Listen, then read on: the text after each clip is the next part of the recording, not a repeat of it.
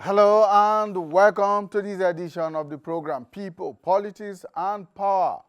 It's great to be with you, our teaming audience, once again after a few days out on international engagements.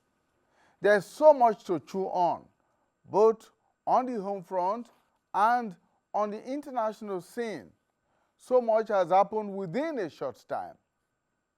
A peace deal brokered by President Bola Ahmed Tinubu in the political crisis in Rivers State appears to be holding, at least for now, giving hope that the governor will soon be restored to office. There has been a sudden and unexpected leadership change in the ruling All Progressives Congress, the APC. And of course, the wranglings and rumblings in the opposition People's Democratic Party, PDP, and the Labour Party have continued unabated. And then, over 100 political associations are seeking registration by the Independent National Electoral Commission as political parties, including a so-called coalition of several political forces.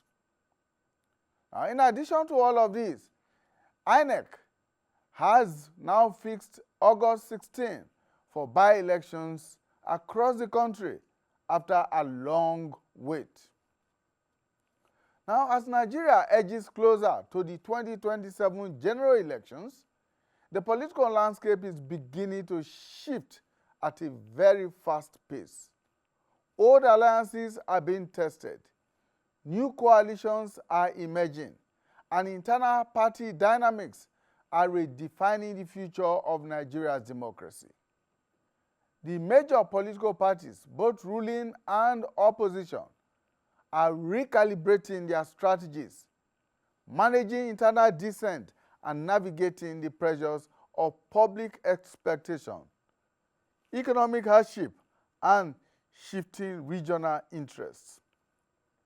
In this episode of the program, People, Politics and Power, we shall examine the undercurrents that are shaping the politics of 2027.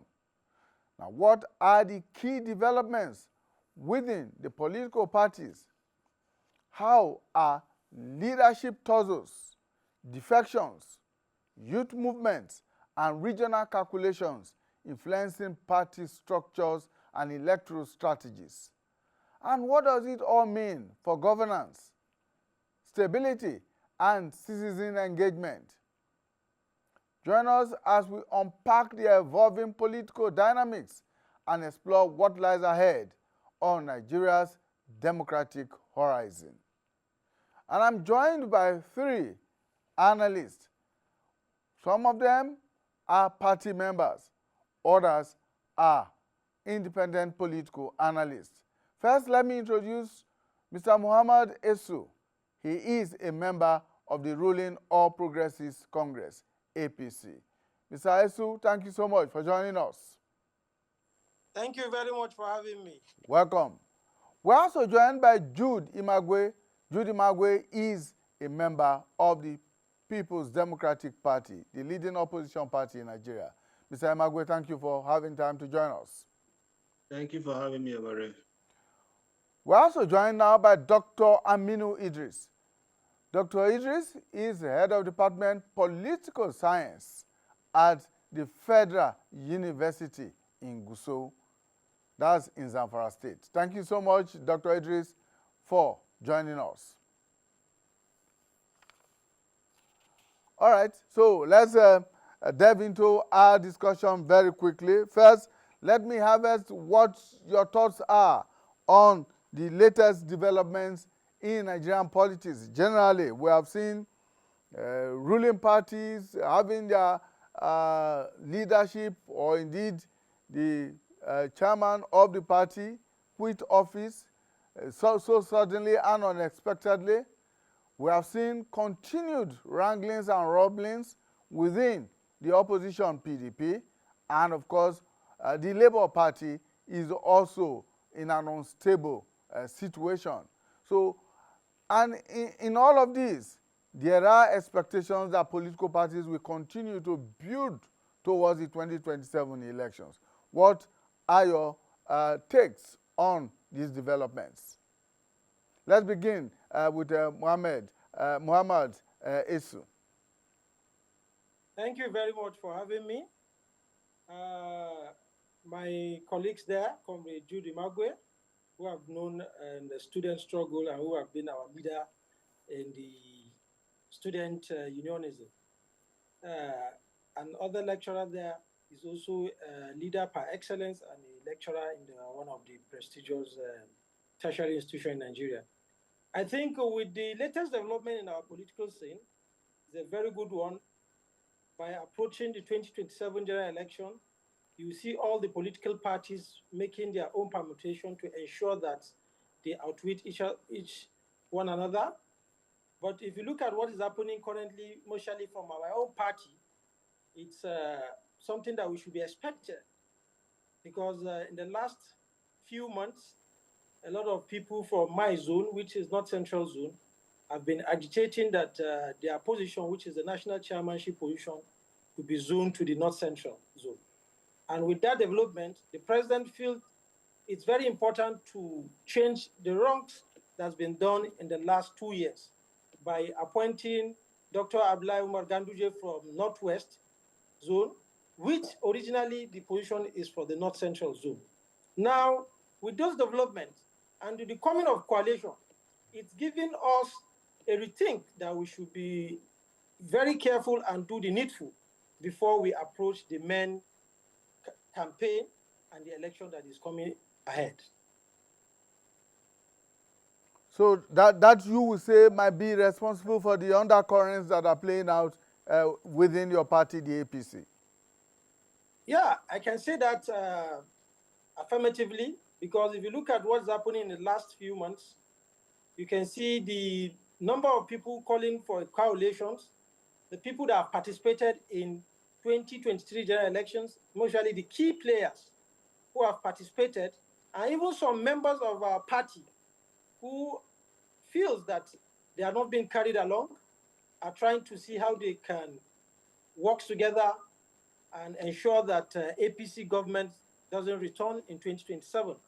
Now, the party cannot allow that to happen. That's why the president and other key party players, the president is a politician, he understands the game, he has been there, he knows what it takes to form a coalition against a sitting president, because he has led one, he has done a lot of such moves before, which has given him a success in 2015. He won't just fold his arms and allow some people to come together and gang up so that they can outwit him in 2027. That's why you can see the development that is happening in our polity, and the president cannot just fold his hands and allow such to happen. And that's that is why the political atmosphere is tense currently. Okay, Mr. Judy Magwe, let's bring you in now. How would you describe the current political atmosphere in the country, given all that I have said? Yeah, again, thank you for having me. And thank you, panelists, Esut and Doc. Good afternoon, all, and good afternoon, Nigerians. As political as it could look like, as convenient as it could picture itself, and as beautiful as it could be mirrored, but ethically, I feel it is not right. It is not right in the sense that the heating up of the political tension in the country, I will say it is to the extent at which the president has allowed it to happen. As fortunate as it could look like for politicians, it is unfortunate to the Nigerian people that are supposed to be beneficiary of the dividends of democracy. If just 2 years into the lifespan of a 4 years tenure, first tenure of a government, 2 years into it, all that the country has now bewildered itself with is about 2027, the discussion about who succeeds who, how political realignment, political prostitution, and political jumping has turned the order of the day. And the issue that centers on the essence of governance has now taken the backseat. That is why I said it's unfortunate. Yes, as political parties, people must have interests that you must not take away from them. But if this interest is self-service, if this interest is selfish, if this interest is personal, therefore it is no longer an interest that is intended to represent the country and the citizens to whom pretentiously these people want to claim they want to serve. My dear brothers, if an election of 2027, we still have a 12 calendar months that occupies 2026 before 2027, and we still just manage to move into the midway of 2025, has now become the only conversation on all the social airspace, all our narratives, all our conversation. It is either there is crisis in PDP or there is people migrating from political party to political party, going to prepare for an explosion in APC, or the Labour Party on its own that should have created another level of alternative is bewildered by a crisis. Then you therefore understand that there is a problem.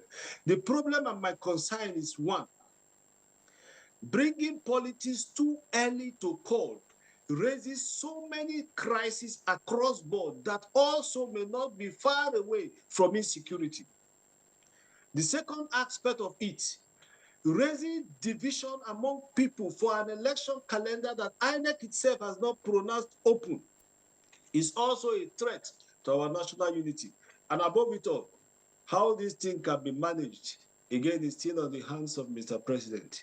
It is early for me for us to begin to discuss 2027 the way we are discussing it, leaving behind the issues that need our attention, need the attention of Nigerians, need the attentions of political party, both the position political party and the opposition political party. If the position political party has a duty to carry out the dividend of democracy to the Nigerian people, the opposition parties too also have a duty to drag the position party into account, reporting back to the Nigerian people. These two responsibilities have now taken the back seat.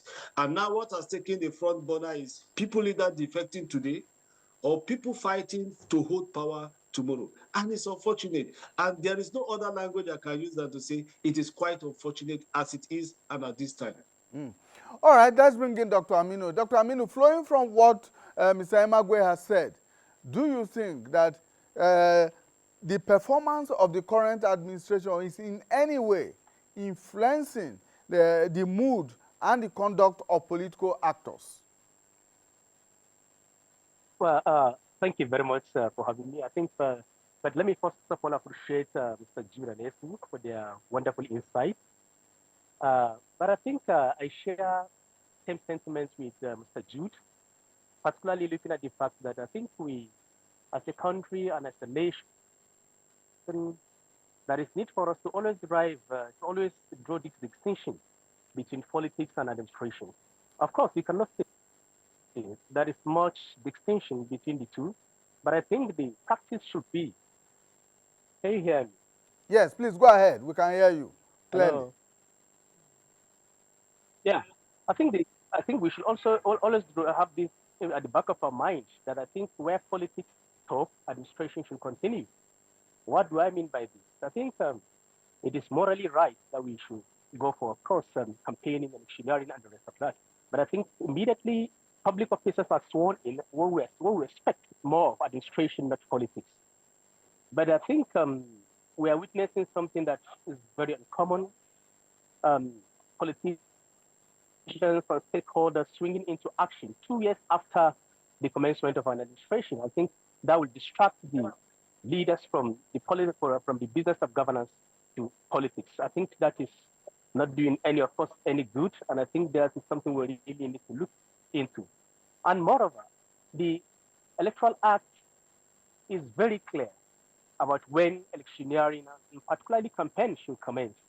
And I think as people, we should always respect the rules that we set for ourselves. Nobody set those rules for us. We set it for ourselves. And I think it is important we observe and abide by those rules.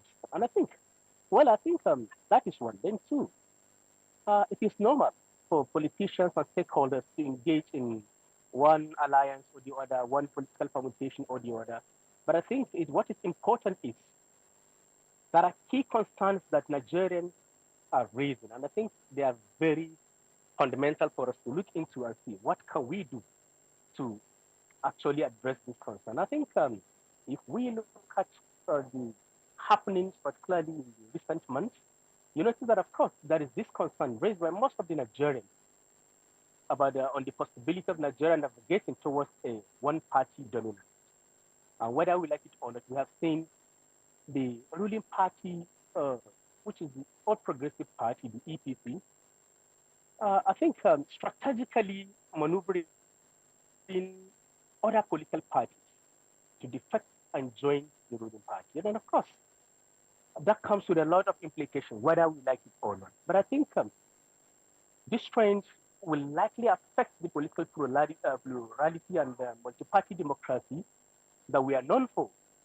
So I think this is one of the key concerns many Nigerians are raising, that with the way a manner Nigerian political trend is moving, there is every possibility that before the end of the year, 2026, 2025, and by the beginning of the year 2026, we're likely to witness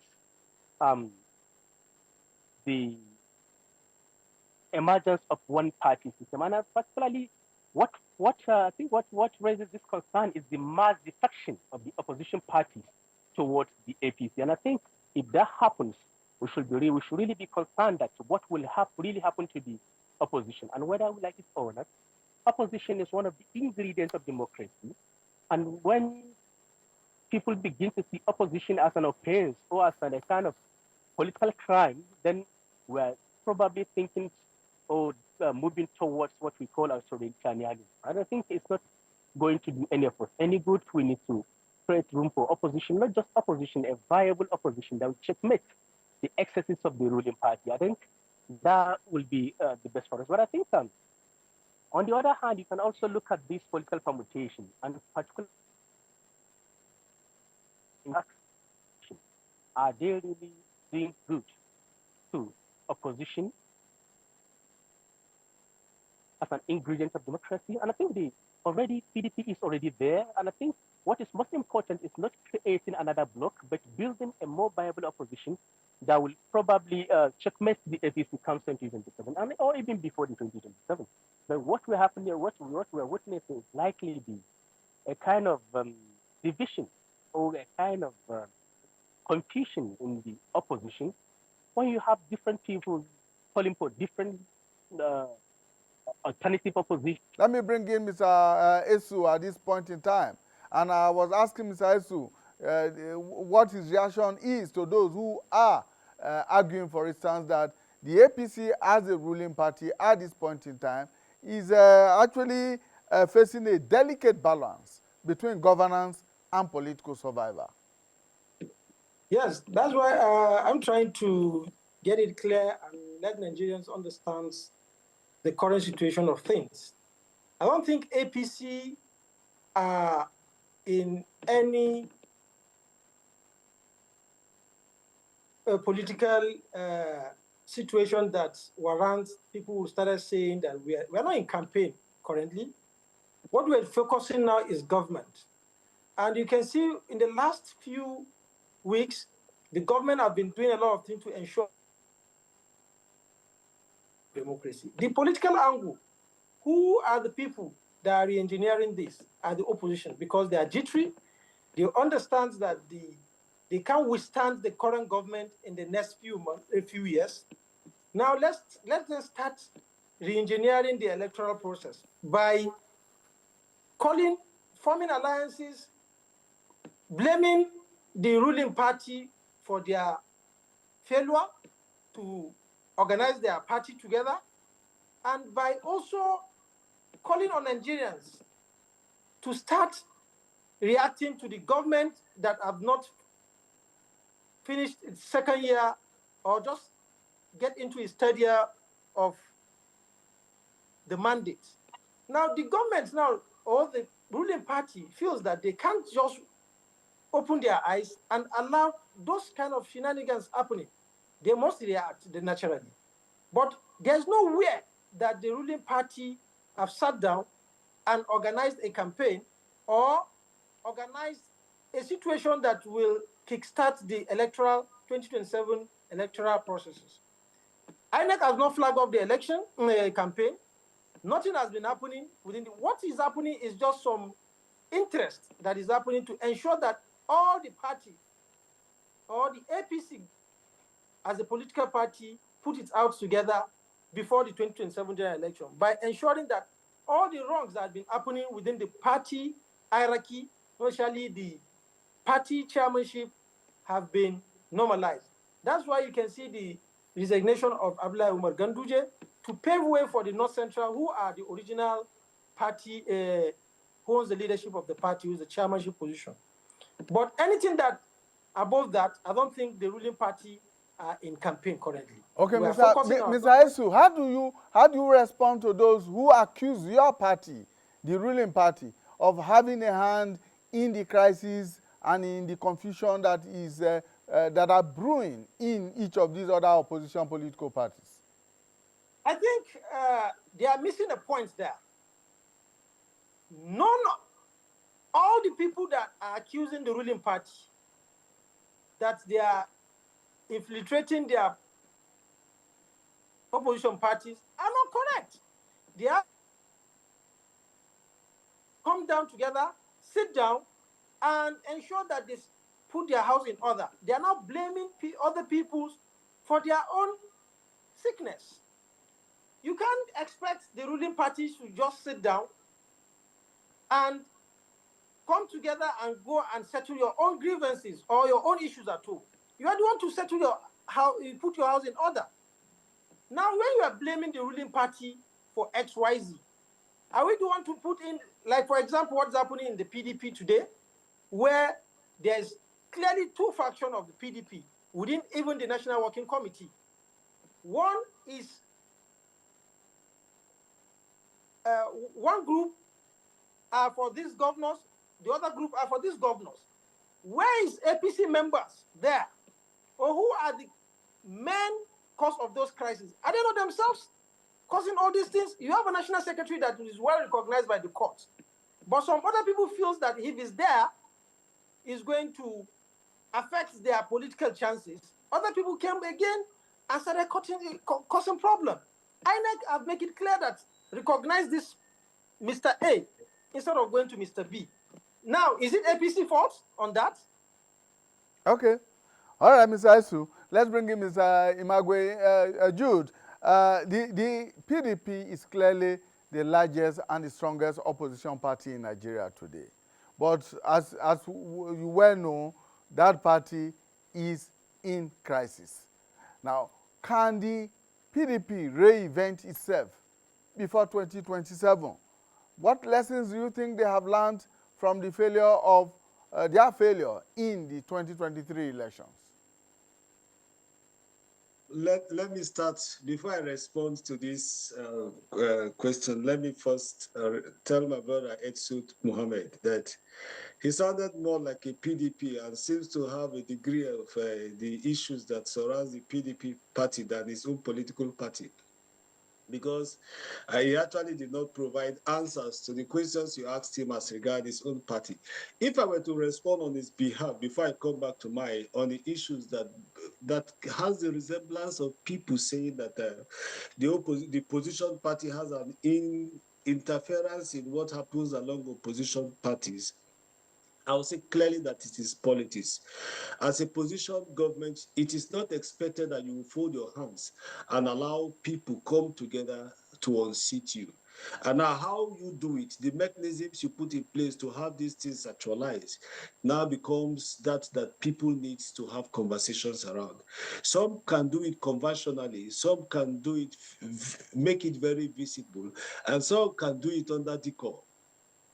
And most times when you hear people hold this arrogance of powers and as if it has never happened, it therefore means some persons either have an elementary knowledge of what yesterday has, or the elementary requirement of common reasoning does not tie to the fact that there was a yesterday when the People's Democratic Party was in power for 16 years. And for some reason whatsoever, either by narration, by error, omission, or by commission, or by PDP's own doing, or by the ability of other opposition parties to come together to undo PDP, that saw the light of the day. Now, let us now come to our own PDP issue. I will state clearly that you are right to an extent when you say that PDP is the largest political party. That is correct, as it was yesterday and as it is today. But on the part that you say that PDP remains the most opposition political party today, I do not think our conduct has suggested to the fact that we are truly an opposition party as it should be. Because by an opposition political party. So I clearly understand what it is to be in government and there is an opposition pushing you out of government. PDP, opposition does not suggest that you must be at loggerhead with everything that happens. The first character of opposition is leadership. Today, my party does not have a clear defined leadership. That cannot be excused by interference of any political party. It is what we have chosen to do to ourselves. It is how we have chosen to treat ourselves. It is the same way we have refused to tell ourselves the bitter truth. The second leg of an opposition party does not represent themselves. Rather, opposition party represents the citizens that are expected to have been beneficiary of the position party, which therefore is the government. And if the government has in one way a means of shortcoming in the establishment of their administrative duties, opposition party catch up on it and begins to relate back to the Nigerian people. Is the PDP today as close to the people of Nigerians as they were even when we were in government? The answer is no. So let us, if you must come to equity, you must come to equity with clean hands. My party as it is today, PDP, I have said it without an apology. If our concern is we want to win the office of the president in 2027, it is either something is wrong with us or we have refused to understand the fact that there is a cost that we need to take out of the way. We have, as a party, to say we want to do something. You ask the question, are there lessons that have been learned? I feel clearly that we have not learned any lessons.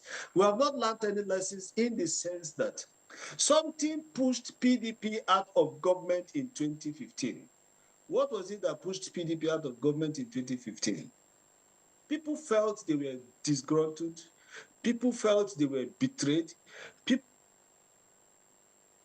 Or they are not getting the shots they need to get.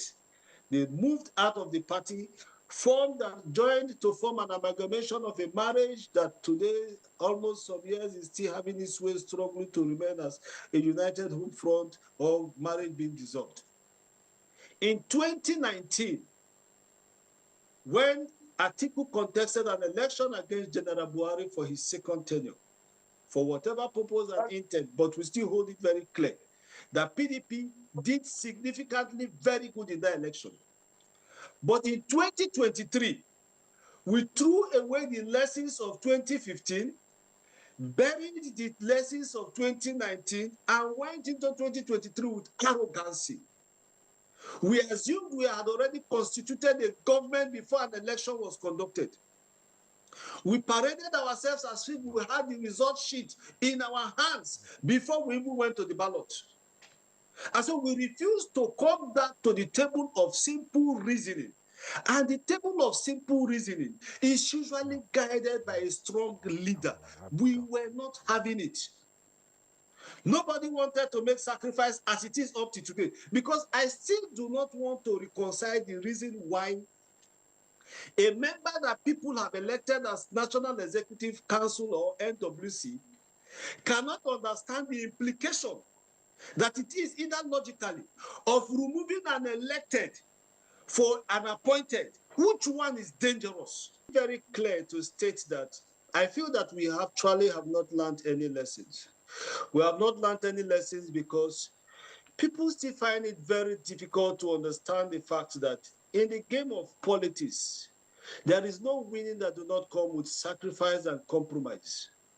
There is also no winning that do not come with leadership. And for the opportune times, I tell people that this is actually the first time we are having a man that pilots the affairs of Nigeria as a typical politician. The incumbent president of the country today was a former senator, a former governor, and today a president. So you cannot be pretentious of the fact that he understands everything and anything that has to do with politics. So in this instance, what do you do as an opposition? You first would have studied the strength of that person, understand where his own weaknesses are, assemble team together and put these thoughts to begin to execute them. This again we have still failed to do. We have failed in 2023, which would have been one of the easiest of elections for a political party to have come back to power. One thing made us lose that election, an absence of leadership. I'll make it very clear today. If our presidential candidate then had demonstrated the highest level of leadership, I do not see what has suggested that our then national chairman would have found it extremely difficult to make sacrifice and compromise for his friend to become a president, when he knows even when he becomes a president and having resigned as national chairman, there are a lot of things for him to have benefited. Today, is he still the national chairman? That same position he refused to just honorably give out for us to have peace. Today is not occupying that position. The second leg is this issue of national secretary and the rest. I have told people that want to listen, and I do not know why people find it very difficult to understand that peace, when you say war is not the absence of peace, it's the absence of justice. The issue they are accusing the national secretary for today, has it been practiced before? If yes, why is his own case different? The second leg of it is, if the national secretary that was democratically elected by Congress, the convention, is now the problem that you want to remove for an appointed or zonal suggested secretary, which is dangerous to approach a court for. The one that is legitimately elected or the one that is zonally chosen. If, as a leader, you feel that the one that is legitimately elected is going to impose a problem of removal, why don't you therefore return back to the one that you have zonally adopted to say, wait, when we go back for the next convention, this position that we have zoned to you today, we will fight it in the convention and make you win. But because people feel that, and when they want to say, they will say, Wike. I asked another question. If Wike, Governor Wike, the FCT minister, is assumed to be the problem of PDP, the next question you ask, and Nigerians should ask, then where are the other leaders in the party? Where have they been? And where are they today when they will say that Governor Wike, FCT minister, is the problem? The problem is not that one man is our problem. The problem is all those we have gathered and have assembled as people that presumably should be our leaders. They are not leaders. A leader is that man that has the capacity to call people together and to tell people that enough is enough.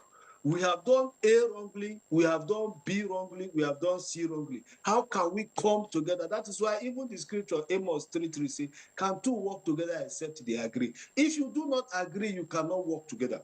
Then finally on this very leg, I fear for my party because, one, it appears we are not a party without ideology. And two, it appears we are a party that is sailing without a sailor. When you talk about governors defecting political parties to another party, I look at it from two angles. The first angle is the fact that I may not have any total submission to blame them. Reasons that, if you watch, the governors that are defected are first-time governors. There's no second-time governor that is defecting. Because why are they defecting to? They are not coming to fight for tickets to become a governor again. Those first-time governors that are defecting today, they are defecting on the basis of the fact that they fear a situation where if they win ticket of their party, go to the ballot, go to the pool, become elected.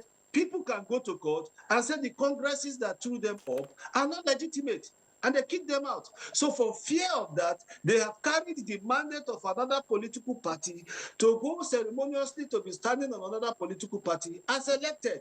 Who do you blame?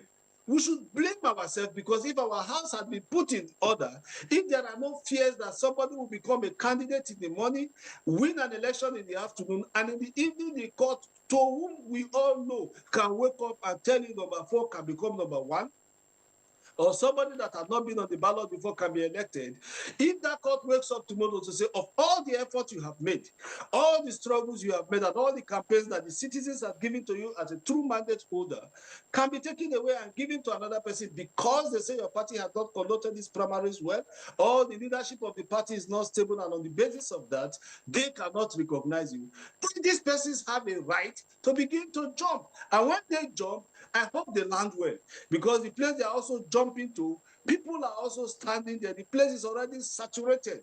So if All right. they land, Okay, Mr. Emagwe, crisis. let's quickly round up by going to Dr. Aminu now. And Dr. Aminu, I'm going to ask you as somebody who is not politically affiliated, what do you think that the political parties should do differently in order to remain viable before or for the 2027 elections?